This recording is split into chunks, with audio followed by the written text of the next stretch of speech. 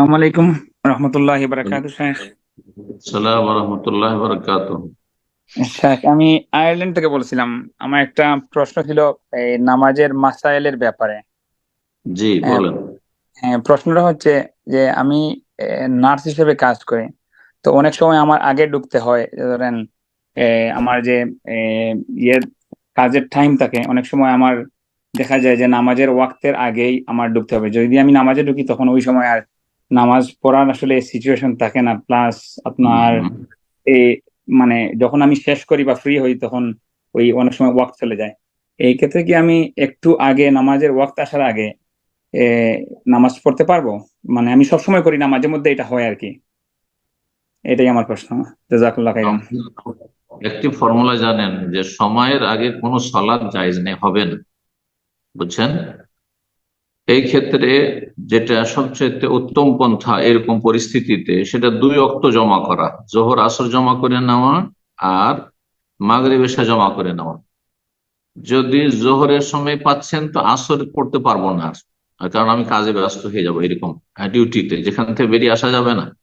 তাহলে আপনি বা ক্লাসে যারা ছাত্ররা আছেন, এই বিষয়ে এর আগে উত্তর দেওয়া হয়েছে, জোহরের সময় আসর পড়ে নেবেন, অথবা জোহরের 10 মিনিট 15 মিনিট আগেই আমার ডিউটি শুরু হয়ে যাচ্ছে, এমার্জেন্সি, আমি আর আসতে পারবো না এখন জোহর পড়ার জন্য জোহরের রক্তে, তাহলে সেটা আসরের শেষ রক্ত পর্যন্ত জমা করে নিতে পারে।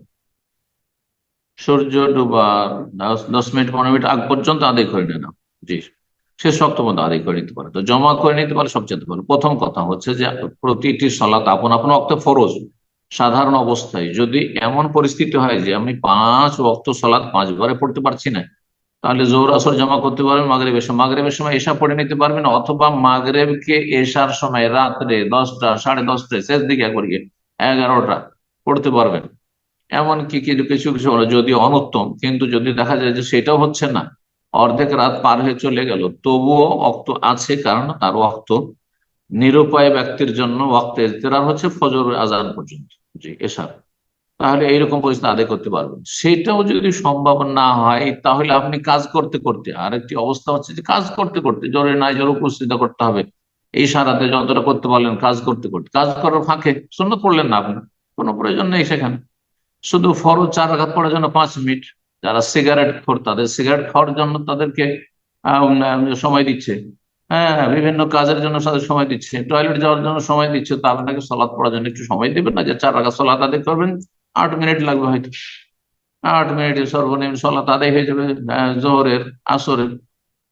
তো এইভাবে ফাত্তাকুল্লাহ মাস্তাতা, যথাসাধ্য আল্লাহকে ভয় করো, যথাসাধ্য আল্লাহকে ভয় করো।